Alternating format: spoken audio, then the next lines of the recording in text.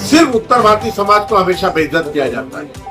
ऐसी क्या वजह है कि हम ही लोग कभी जफर नुमानी, कभी राजू अंसारी, कभी शमीम खान का आवाज उनसे भाई साहब से ये पूछना है कि भाई साहब, सैद अली भाई साहब, आप भी संभल के रहिए, क्योंकि हो सकता है कि अगला नंबर आप गोंडा, बस्ती, बिहार, बहराइच, कहीं फैजाबाद, कहीं का भी उत्तर भारतीय हो, उनको पूरी ताकत के साथ जनाब नजीब मुल्ला के साथ खड़े रहना चाहिए।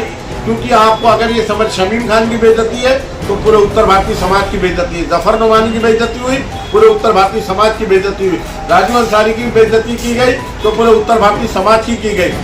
फिर बोलता हूँ, अब भाई साहब का ही नंबर है। मुझे ऐसा लगता है कि भाई साहब के साथ भी कुछ लोग पीछे पीछे कुछ कह रहे हैं, लेकिन ऑन कैमरा आने में कहने में उनको भी वक्त नहीं लगता।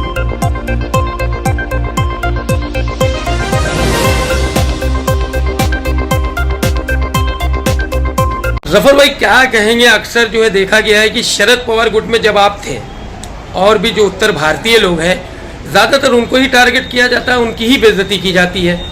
जैसे अभी कुछ दिन पहले जो है यूनुस शेख द्वारा जो है शमीम खान साहब की भी बेइज्जती की गई, क्या कहेंगे सर? अस्सलाम वालेकुम। देखिए, बात ऐसी नहीं है कि यूनुस शेख के जरिए ही किसी उत्तर भारतीय समाज की बेइज्जती की गई।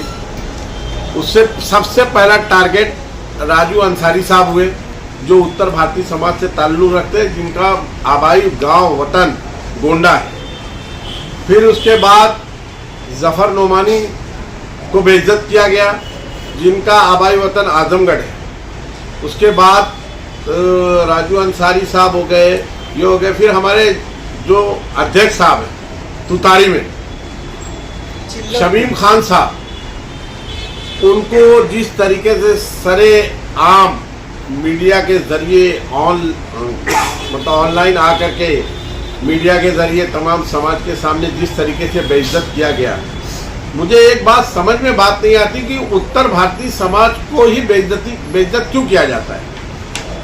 हम लोग मुमरा कोसा में उत्तर भारतीय जो समाज है वो 65% है तकरीबन जी। 35% में हमारे कोकन समाज और अदर समाज के लोग हैं। उनके ऊपर कभी भी कोई उंगली ना उठते हुए, उनको किसी किस्म की आंख ना दिखाते हुए सिर्फ उत्तर भारतीय समाज को हमेशा बेइज्जत किया जाता है। ऐसी क्या वजह है कि हम ही लोग कभी जफर नुमानी, कभी राजू अंसारी, कभी शमीम खान, मुझे तो आप आवाज उनसे भाई साहब से ये पूछना है कि भाई साहब, सैद अली भाई साहब, आप भी संभल के रहिए, क्योंकि हो सकता है कि अगला नंबर आप ही का हो। क्योंकि उनके यहाँ किसी पर लगाम नहीं है। कभी आवार साहब किसी की बेइज्जती कर देते हैं, कभी रूता मैडम किसी की बेइज्जती कर देती है, कभी उनका कार्यकर्ता कोई है जो किसी की बेइज्जती कर देता है। तो मैं तमाम उत्तर भारतीयों से हाथ जोड़ करके अपील करता हूं कि आने वाला वक्त आपके हाथ में है। अगर आपने अब की बार सही डिसीजन ले लिया तो इंशाअल्लाह जो बार बार उत्तर भारतीय समाज के लोगों की बेइज्जती की जाती है ना, ये दौर बंद हो जाएगा, ये रास्ता बंद हो जाएगा। तो आप लोग को बहुत समझदारी से वोट करना है। आप ये मत समझिए कि वो आजमगढ़, गोंडा, बस्ती, बिहार, बहराइच, कहीं फैजाबाद, कहीं का भी उत्तर भारतीय हो, उनको पूरी ताकत के साथ जनाब नजीब मुल्ला के साथ खड़े रहना चाहिए। क्योंकि आपको अगर ये समझ शमीम खान की बेइज्जती है तो पूरे उत्तर भारतीय समाज की बेइज्जती है, जफर नुमानी की बेइज्जती हुई, पूरे उत्तर भारतीय समाज की बेइज्जती हुई, राजू अंसारी की बेइज्जती की गई तो पूरे उत्तर भारतीय समाज की गई।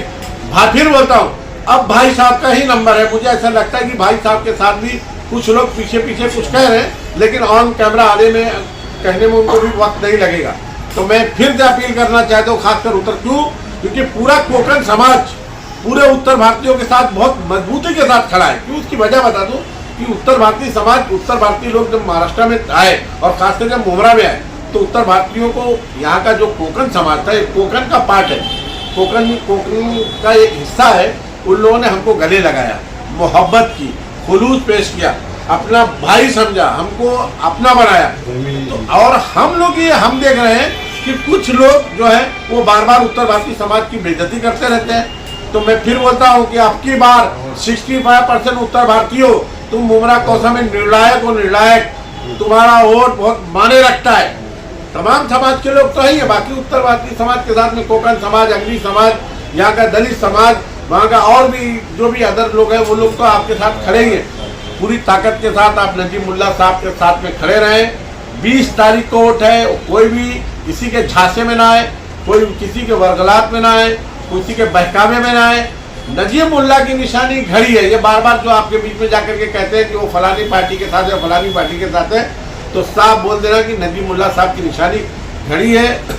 आने वाली 20 तारीख को, 20 नवंबर को वोटिंग के दिन आप सबकी बातें सुनिए, लेकिन जब आप मशीन पे जाए तो सिर्फ घड़ी की निशानी पर वोट दे करके जनाब नजीब मुल्ला साहब को जिताएं और जो बार बार उत्तर भारतीय समाज की बेइज्जती की जा रही है उसका बदला मिले।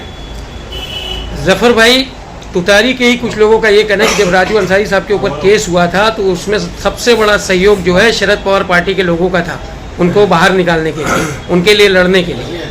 कौन था पूछे ना सर। ये मैं उसका आई विटनेस हूँ। जफर नोमानी राजू भाई की रिहाई पर जब थाना की जेल पर जाकर के उनके लिए जाते हैं तो जफर नोमानी को उसके लिए भी टारगेट किया जाता है कि राजू अंसारी को रिहाई के वक्त जफर नोमानी क्यों गए, शाह आलम आजमी क्यों गए। हाँ देखिए, शाह आलम आजमी क्यों गए, अरे उसके लिए भी आपको बार बार क्वेश्चन आंसर किया जाता है, किसी का कोई योगदान नहीं है। अगर उनकी चली होती तो वो लोग पूरी कोशिश ये करते राजू अंसारी की रिहाई में रुकावट पैदा करने के लिए। लेकिन अल्लाह ताला, मैं कहता हूँ ना सर, आमतौर पे ये तो देखा ही गया है कि काम कोई और करता है, श्रेय कोई और लेता है। हाँ, अल्लाह की लाठी में आवाज नहीं है। अल्लाह ताला ने इतना बेहतरीन रास्ता बना दिया, इन लोगों ने पूरी कोशिश की कि राजू अंसारी के बिल ना हो पाए, राजू अंसारी के परिवार हमेशा परेशान रहे, उनको हर तरह तरीके से परेशान की गई। बल्कि उनकी वालदा जब बाहयात थी उनके घर पर हमला करवाया गया। कौन लोग थे वो लोग, कौन हमला करवा रहा था, किसके सर? और जो कालशेखर का केस हुआ था, उस कालशेखर केस का मैं आई विटनेस हूँ, आई विटनेस। उस पर किस तरीके से आफरीन सौदागर को वर्गलाया गया। जब आफरीन सौदागर गए कंप्लेन करने के लिए तो सिर्फ एनसी हुई, एनसी के बाद कौन पुलिस स्टेशन पहुंचा, किसने सीनियर पर प्रेशर डाला, उसके बाद जुबेर रावल मरहूम साहब जिंदा, उनका इंतकाल हो गया, उस वक्त वो बाहयात थे, वो पुलिस स्टेशन पहुंचे, किस तरीके से उनको समझा करके डरा करके उनको वापिस भेजा गया। जुबेर रावल साहब को कोविड में जब मैं उनके अब्दुल्ला पटेल स्कूल में मिलने गया था, उन्होंने मुझे साफ लफ्जों में कहा था कि जफर भाई, हम लोग नहीं चाह रहे थे केस करने के लिए, लेकिन हम पर बहुत प्रेशर डाला गया, आफरीन सौदागर पे प्रेशर डाला गया और राजू अंसारी पे झूठा केस बनाया गया। ये लोग क्या बात करेंगे? मैं तो जानता हूँ, मुझसे हालात पूछो ना, क्योंकि मैं उस समुद्र में रह करके आया हूँ। मुझे मालूम है कि वहाँ पर कितनी गंदगी है, किस तरीके की गंदे जहनीत के लोग वहाँ पर कुछ लोग बैठे हुए हैं जो बार बार जाके कान भरते हैं कि फलाना आदमी ऐसा है, फलाना आदमी ऐसा है। अरे मैं राजू अंसारी के साथ मेरे उत्तर भारतीय रहे, उत्तर भारतीय से जाकर के मिले तो उनका दुश्मन, अब मैं शाह आलम को मिलूँ तो दुश्मन, मैं कोकण समाज के लोगों से मिलूँ इब्राहिम राव साहब से तो मैं दुश्मन, मैं अग्री समाज के लोगों से मिलूँ तो भी दुश्मन। अरे भाई, एक तरफ आप ये पैगाम देखते हो कि सर्वधर्म समान, सबको मिला जुला करके ले चलो, दूसरी तरफ आप लोगों को आपस में तफरका पैदा करते हो, तोड़ने का काम करते हो। ये कौन सी राजनीति हो रही है? मैं फिर कहता हूँ, उत्तर भारतीयों, अपने औकात को, अपने मकाम को समझो, अपनी हैसियत को समझो, नहीं तो आपको बहुत नुकसान होने वाला है। अब की बार अगर आपके हाथ ने अपने हाथ से मौका छोड़ दिया और जाने दिया तो आपको अपनी बेइज्जती का बदला लेने का मौका वापस नहीं आएगा।